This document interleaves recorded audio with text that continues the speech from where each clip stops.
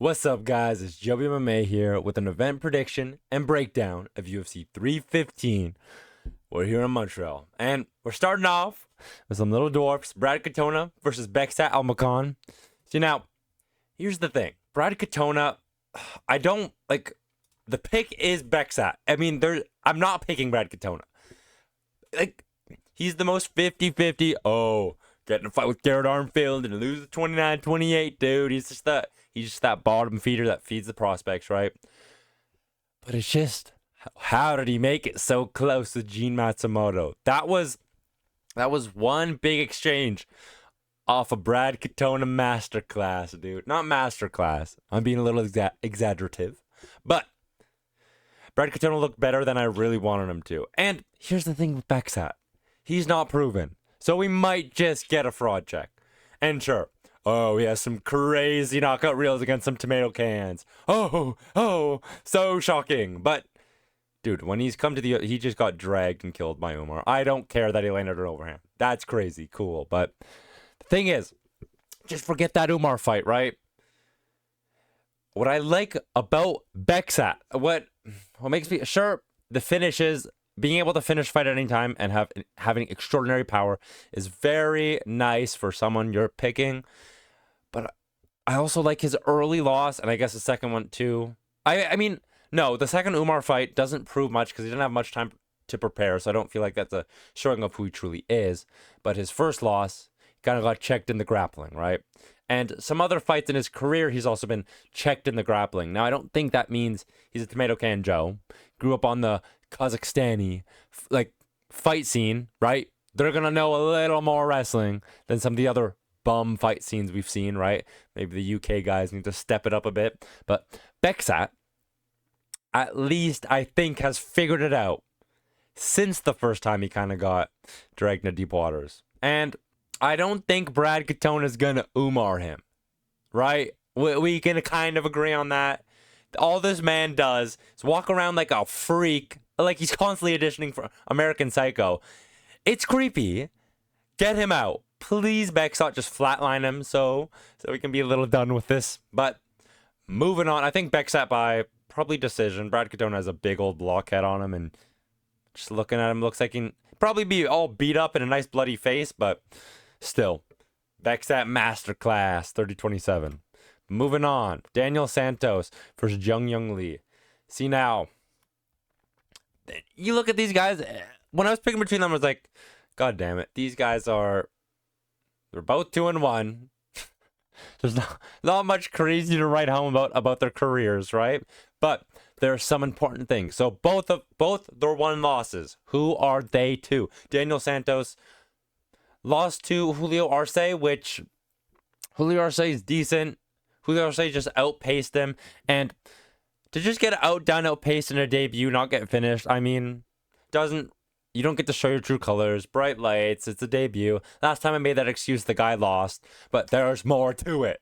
Listen on, keep up. Jeong Lee got destroyed by the GOAT Hyder Emil, literally the best fighter of all time. So, sure, acceptable, but you look at the Blake Builder fight, and come on, I know I just made the debut thing, but he debuted in the Apex. So less of that excuse. You feel it? Yeah? So Jeong Lee fights Blake Builder. And impressively low output for Blake Builder's skill level. I'm not too high on Blake Builder, and not much was done, right? And here's the thing. Let's talk about that Daniel Santos win against John Castaneda. See, now, John Castaneda, sure, is that same friggin' Garrett Armfield of this division, lose one, win one, float around, right at the bottom. But the thing is, that was very impressive. How he should have had his head taken off his shoulders with a head kick. Should be out cold. Survives. Almost gets flatline knocked out again. Survives. Comes back, knees him in the face, just dogs it out and beats the shit out of him.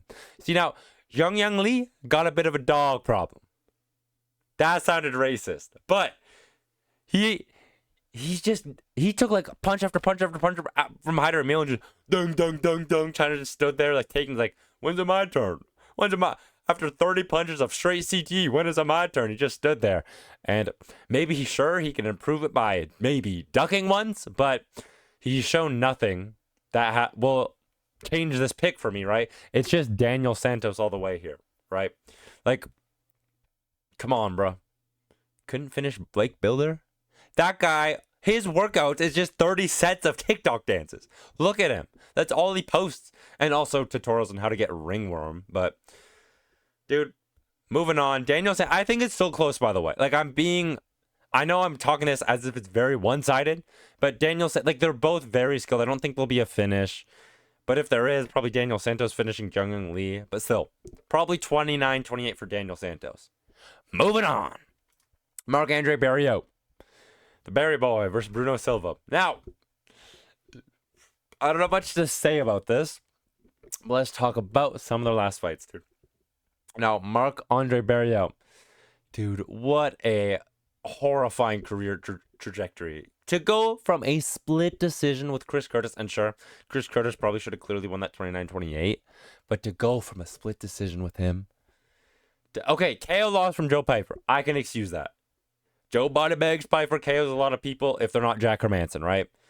But Dustin Stoltzfus is not an acceptable loss. Like, no, it's an acceptable loss on the lower end of middleweight, but to be flatline KO'd like that, it's just a hard pill to swallow.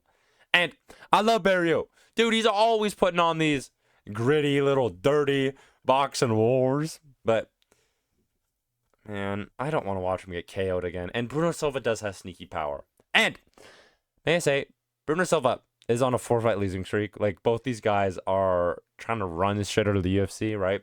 But the thing, I'm so done with these boring-ass decisions. Getting eye poked finished by Chris Weidman is not eventful as much as you want to convince me. Neither is getting your back taken and submitted by Brendan Allen. Like, no shit that was going to happen. GM3 murked him too. But he does have that power. See, now, I'm going to pick Barriault, but I do not advise a Barriault pick. I don't advise picking anyone on this shit, honestly. But I think Barriault, if he just... Hey, man, this one, try to keep your hands up. Try to keep your hands up this time. Don't put your face straight into a big, gnarly overhand. Try to keep your hands up, then clinch. And just spam clinches for like 1.5 rounds. Then see how he feels. Look at the tired little fella. Look at the tired little hair resting in front of you. But really, keep your hands up, dude. Marc-André Barriault, please lock in. I'm picking him by... Okay, I know this sounds crazy for someone who's been a flatline KO back-to-back, but he survives the knockdown this time. Come on, it's the Canadian crowd. There's a bit of aura here. He survives it. Does a little turtle spin. Does a back roll like Tony Ferguson against Anthony Pettis. Gets up. He's surviving. Oh my God, he makes it to the end of the round. Oh, he's ready. See how angry he looks in the corner? Some absolute bullshit storyline I'm telling right now. But it's gonna happen. Trust it. Marc-André Barriault comes back 29-28, dogs it out. Moving on. We're past the early prelims. We made it out. This card's a bit brutal, guys. I'm sorry. But Navajo Stirling versus even Erslan. Dude, if even Erslan fights the same way he fights Cutelaba, I'm very confident in Navajo Stirling winning. Like just I'm going to outpoint you. I'm going to outweight you. I'm going to only shoot one takedown. No, he's not going to win. And here's the thing, though. Navajo Stirling... He's proved himself by beating the Turkinator, Turkos, whatever the guy's name is, right? Who just... The takedowns we've seen tested on Navajo Stirling is Turkos. I'm not getting his name right once. But we just saw that guy roll forward like a tumbleweed and accidentally stumble into some takedowns. I'm pretty sure he didn't even mean to shoot a takedown. He just kind of banana peel slipped on one, fell into one. And Navajo was like, oh. He just pushed his head to the side, right? But the thing is, even Erslan, oh my God, dude, he is the most generic, big black beard, bald white guy I've ever seen. And I could see a fraud check, and I don't like it. I'm not going to pick on it, because he's not on the level of Cutelaba. Come on, bro. Cutelaba just needed that rebound when he's alive again. I think Navajo Stirling, even Erslan got he looked a bit inflated in that Cutelaba fight because of the level of Cutelaba. Navajo Sterling actually has some crisper little pop at the end of his shots. Yeah, feel? You know what I mean? He's going to touch him up. Little leg kick. Even Erslan's going to be like, uh-oh, I'm not feeling this. And then, not a flatline KO, but it's going to be like some turtle up against the fence. Like in a ball on the ground. Oh, it's over. There's going to be some crazy yelling and go, oh, good finish. Might have a prospect. It's going to be like a kind of, oh, I guess we had another finish on the card kind of thing, but not as impressive. But yeah, Navajo Sterling, I don't see much of a, unless even Erslan turns into the double leg spammer and just drowns him. Navajo Sterling by crumple up round 2 TKO on the ground. Moving on. Now we on the Cutelaba fest now, dude. See now, Modestas Bukauskasi. I think he's underrated. Now, let me clarify, right? He's still losing to Jimmy Crute and Vitor Petrino. I'm not saying he's the next Adesanya touch you up from the outside, right? He has a very questionable chin and sometimes gets a little overzealous, right? And the consistency does betray him. But, come on, bruh. I know he got rocked against, what's his name? That Polish dude, bruh. Prachnio, right? Prachnio. But who the fuck is throwing a question mark kick in the pocket? That's some bullshit. It's like when you get hit by a phantom punch in UFC 5. Get that out of here. That's not a fair comparison to who he is now. And I know he's still questionable, still chinny. And Cutelaba is an absolute psycho. And I love rooting for him against absolute tomato cans, dude. But Bukauskasi has fought enough EU spastics to prepare himself to fight Yeong Cutelaba, I think. Right? He's fought the the crazy weirdos. I think Bukauskasi can fight safe enough and can defend the double legs until Cutelaba absolutely gasses in the third. And I think and shout out Cutelaba, by the way, literally never, ever, ever a boring fight. So entertaining, but I just don't think this one is the one. But shout out. Modestas Bukauskasi, round 3 TKO for how good he looked in his last one, but they did let him fight an absolute bum who has not gotten a single win in the UFC. But round 3 TKO if Cutelaba starts getting tired. Moving on.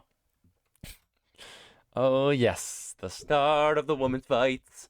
Jéssica Andrade. See now, sometimes we get a Jéssica Andrade that is going to war, right? Getting a 29-28 split decision. Loss, of course, but against Rose Namajunas, where she's still there, still fighting in the pocket, still looking great, right? But then sometimes we get a Jéssica Andrade that gets rolled over like a turtle, freaks out, and just gets choked out and her head pounded into the ground. And I know, you could just say, oh, when you grapple, she sucks. But it's really not that deep. It's also a consistency problem. Sometimes it just looks awful. And it also could be, fighting at 135 versus 125 versus 115. Wait. Why does it say they're both 135? I thought Jéssica was only fighting between 125 and 150. But anyways, let's move on, right? They both also, she's fighting later on the card. The girl fighting Alexa Grasso and Natália Silva, they both lost to her. They both put she put an insane output on against both of them. So I guess it means nothing to compare because they both just look shit against her. Not shit, but they both just got outdone against her.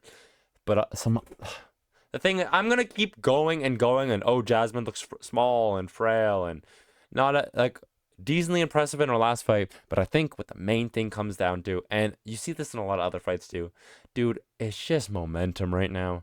Jéssica Andrade is so hit or miss, and she's not looked good, especially with the big last few grapplers she fought, right? Like Erin Blanchfield. Who was I going to say? I almost just said Molly McCann.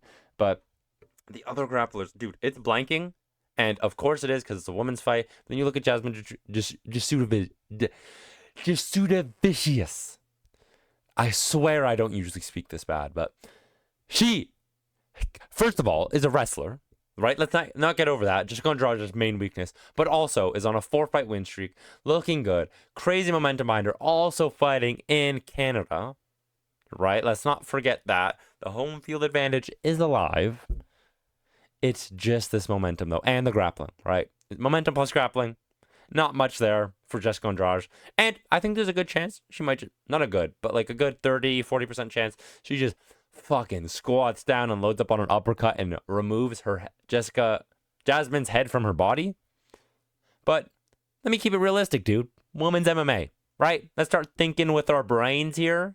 Jasmine, 29-28, or actually a submission. There's a good chance of submission too. Jasmine gets some finishes on the ground. She's not full boring.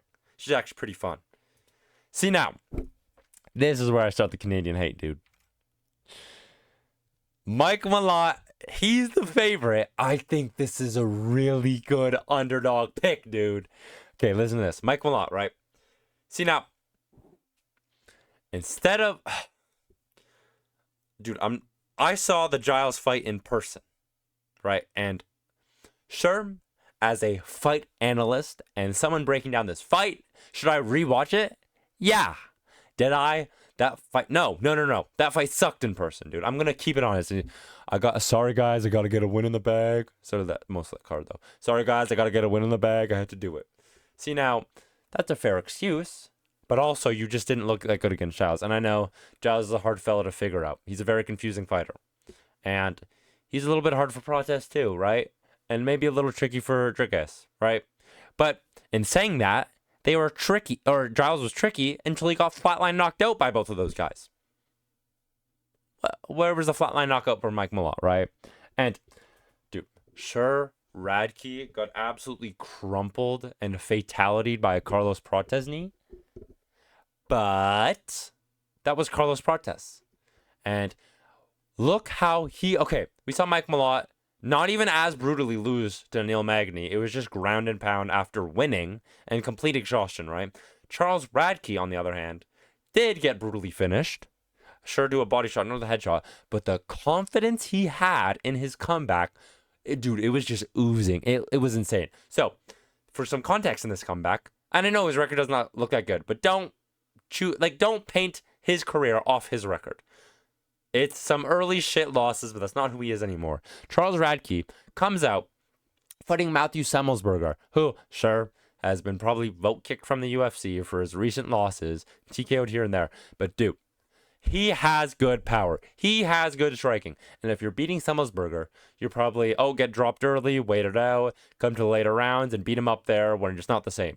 Radtke, on the other hand, walked him down, tried early exchanges in the pocket, said, fuck it, we're fighting, and just dropped him early, finished him. And was it a bit early? Sure. But that was a very impressive way to come out and fight Matthew Semmelsberger after getting finished in round 1.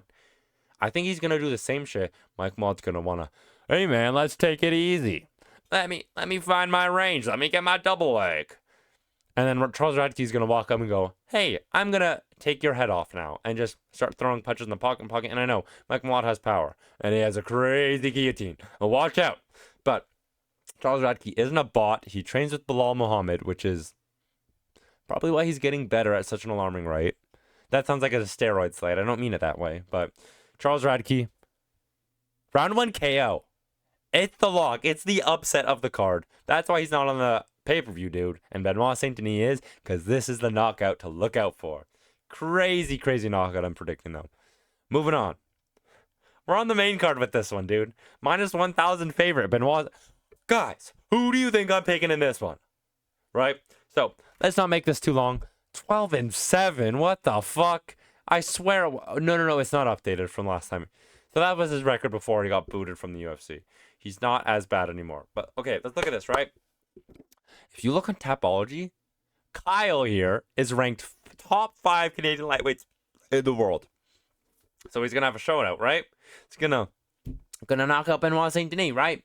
See now, Kyle here has never been KO'd. That's a good stat to have, right? He's been subbed though. Subbed against a guy like Benoit Saint-Denis, who sure got submitted and shown levels against by Moicano. But on the other hand, also had very Marauder-level double legs against Poirier, took him down. And I know Poirier was jumping Gilly like an absolute idiot. But let's move on from that, because Benoit Saint-Denis has looked outstanding other than, what was his name?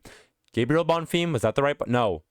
The other Bonfim, the little midget one. He beat him. He destroyed him with body kicks. With, by the way, Kyle here, And yes, I'm not saying his last name because I don't want to fuck it up.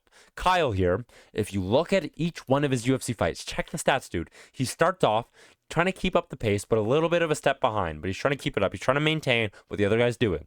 Tries to keep it up in the second round, but it starts to fade. And in the third round, consistently, he has thrown less than 10 punches each time. And now we're doing that against a guy like Benoit Saint-Denis, who always starts his fights throwing nasty body kicks. It's his main weapon. He's not going to be scared to use it, and he's just going to throw them over and over and over again. And what is the threat in return from Kyle? Not a single takedown. He doesn't throw them when he fights. And that was the counter against Moicano, right? That's what Moicano did to Benoit. What does he have to fear here? Nothing. He's going to throw body kick after body kick after body kick. It's going to destroy Kyle. His gas tank that was barely functional in his early UFC fights isn't going to be functional here. Benoit is going to throw him onto his head, take his back, rear naked choke him in round one. This is not a hard pick at all. Rip Canada. I'm picking against you every time here.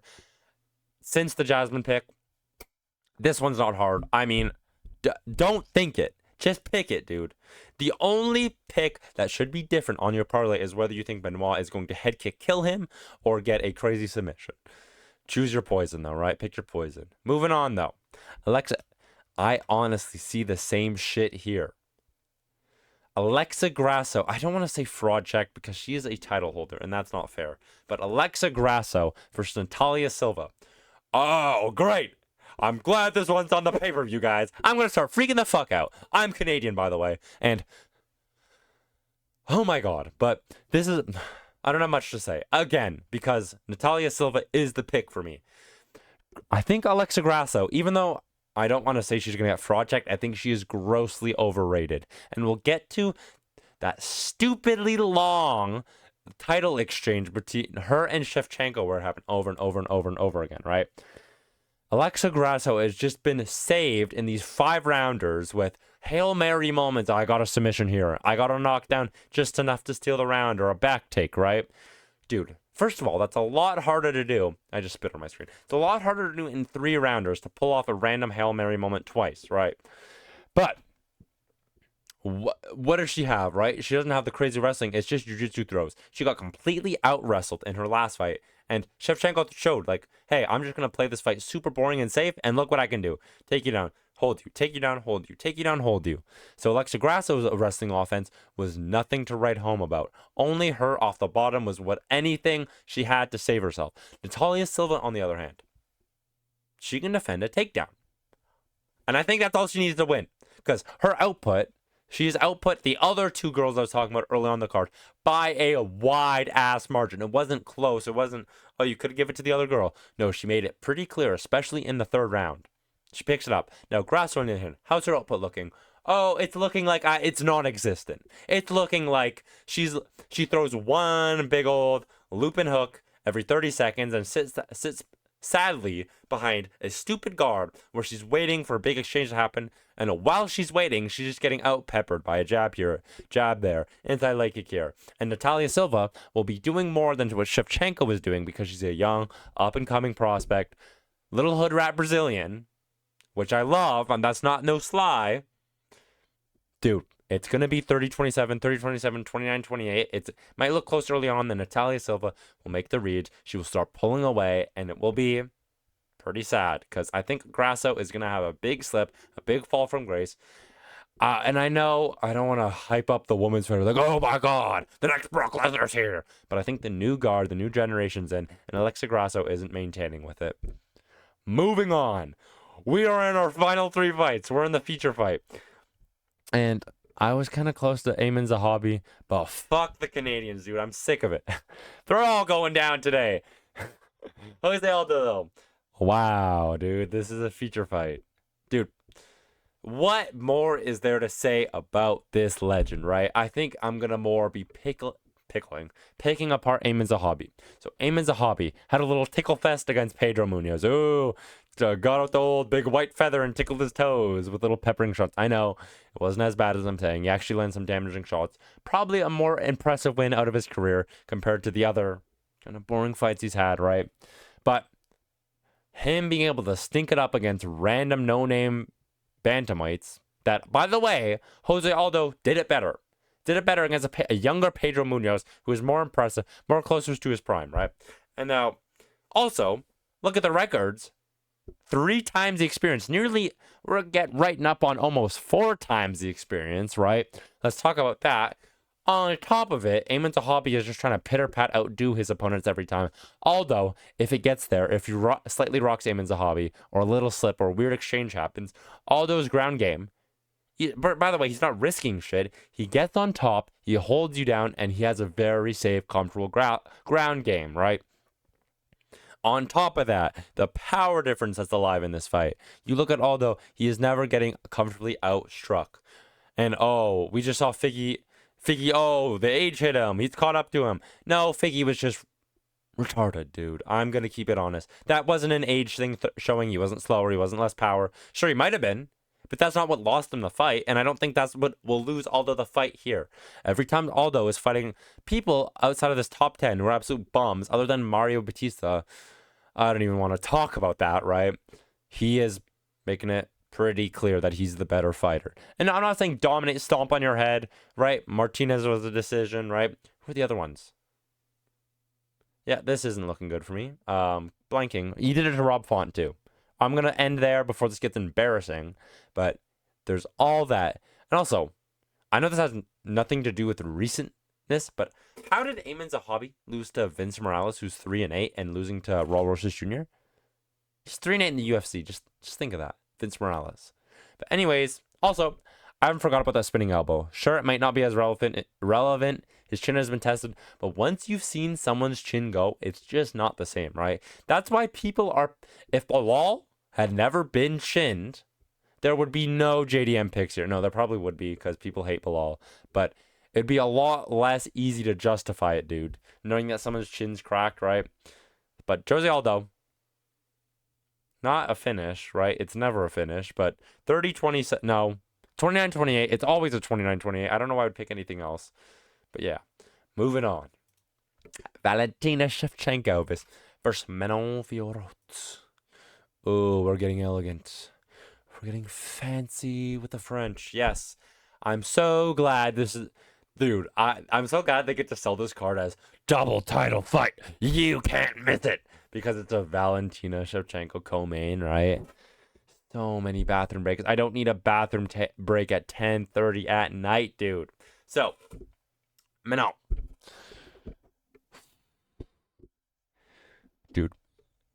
If I'm going to pick Manon, by the way, but what was I ever shown to make me doubt Manon? My first thought when I'm going to start to doubt her is the Rose fight. Oh, the Rose fight was going to be the big thing that exposed her. No, and I know Rose broke her hand, but still, no, not at all. Manon outdoes her, and I think if Rose doesn't hide behind the hand-breaking... she's not hiding behind it, but if the fans don't hide behind that hand-breaking excuse, I think Manon still beats her without that broken hand, right? Or broken pinky, whatever the fuck it was. Then we move on to the Erin Blanchfield performance. I thought this one was going to be like the Erin Blanchfield pushes over, makes the division suck, and just submits her. No, Manon... I'm not saying Manon fixed the division, by the way, with this win. It was still boring, but Manon defends the takedowns, and that's big because Blanchfield would, after that, come back and out-gritty Rose Namajunas with the last 3 rounds of being able to out-wrestle her. Does that.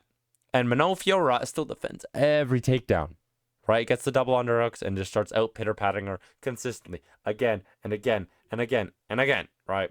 For over 5 rounds. We've got to see her proven in 5-rounders now. That's another big thing. And now, with all that said, we look at the other side here. What is Shevchenko going to pose? Her being the old elderly lady now. And I think that's fucked up. Because she shouldn't be in this position. This Grasso shit should have never been stretched out that long. Sure. By the way, think of this. If Shevchenko doesn't miss that spinning back kick, dude, butterfly effect to the max. The Grasso shit never happens at all. We don't see that stupid draw. We don't have to sit through that boring UFC Noche co-main event. But look, that Grasso shit ruined her career. Now she's sitting there 2 years later, 38 years old, nowhere near the greatness of a title run. And I think she's just too old. I don't think she poses any of the... Sure, she might get a crafty takedown here or there. But you don't think Manon Fiorot is also not able to get up. The skills she's shown to defend takedown, the skills she's shown to outstrike people. You don't think she possesses those same skills to get up, right? You think she's just some novice on the ground who'll stay on bottom the entire time? And by the way, I hate this. We're robbed of the Shevchenko Willie fight. Like, I'm not happy I'm picking Manon Fiorot. There's no bias going into this. I would love Shevchenko to win. I've been rooting for her for a while. I would love for her to pitter-pat jabs off Manon Fiorot's big old ugly ogre head. But it's just not happening. I just don't see it. I think this is I don't know why she's the underdog. I think she should be the favorite going into this. Just off all the fucking things presentable, right? It's so prevalent to my eyes that Manon is going to just win this. I'm seeing Manon Fiorot, and I don't think it's going to be like one-sided head kick KO. She's dead. Oh no. Dan Hardy's going to make a 40-minute breakdown on this one. But I think it's going to be a 49-46, 48-47, 48-47. I'm really heating up my popcorn in the microwave halfway through round 3 before I gouge my eyes out and start eating them, right? Manon Fiorot stinks up this division, and it starts to kill all women's fighters, dude. The last bastions are falling when if Pena wins and Jeong loses to some random nobody, cut the women's fights. That's all we care about. That's all we care about, and we're losing all of it. But moving on. Bully B, Belal Muhammad versus Jack Della Maddalena. There's a lot I gotta say about this. I mean, a shit ton I gotta say about this one. So Belal Muhammad, right? I mean, where do I start with this actually? Because Belal Muhammad, I mean, I just need to know why he wouldn't engage in Gilbert Burns. My reason, I'm going to pick Belal, but the reason I think he didn't engage in the wrestling of Gilbert Burns, I just think he was like, follow the game plan. The game plan, I have a clearer way. I know I'm going to outstrike him. Stay on the back foot. Just outland him with the body kick and the jab, right? And the little leg kicks here and there. Of course, not bank off a shoulder injury or anything. But yeah, just stay on the outside. Why risk jumping in guard in? Oh, sure, 99% of the time you can dominate on the ground. The one random time Gilbert Burns gets on top, shit, it's looking bad, right? That's not a guy you want on top of you. So I think he was just playing it safe, not wanting to risk it, right? Because look at Islam. It's the same team. And Islam's not scared. He's going to the ground with Oliveira. I wonder just what the mental difference. It must have just been such a strong game plan where it's like, no, we're not risking it. We're just sticking by it. We're sticking with what works. And this is what works, right? And sure, Belal did get reversed by Leon. And that does look bad. Thing is, fuck, he also got cracked by Luque too. And that wasn't that long ago. And do you think if Jack's landing that same shot, is it working a lot better against Belal? Sorry, mucus is coming up. There's just those few things. There's like these few little breadcrumbs that are trying to brainwash me. It's like, no. Get out of my head, dude. Belal Muhammad's the pick. But there are just some small things, right? So let's look at Jack now, right? Like, after centuries of this man getting bullied for having the dumbest fight IQ against Basil Fez, now he has to fight literally the worst grappler stylistically he could fight if he's going to have to show off his new and improved IQ. And I know, he's not dumb as fuck, and he's not going to pull random guillotines. How funny would it be if he pulls some bullshit like a buggy choke? Come on, bro. That'd be crazy. And sure, he could definitely crack Belal with some random knees. But let's look why that not random, it was very well timed. Let's look why that knee worked against Gilbert Burns, though, right? The knee in the third round that had that crazy comeback. Let's not say comeback, though. Let's call it what it is. That was 1-1 going in the third with Jack winning, or should be winning. It's not what the scorecard said, but that is what it was. So why did that knee work?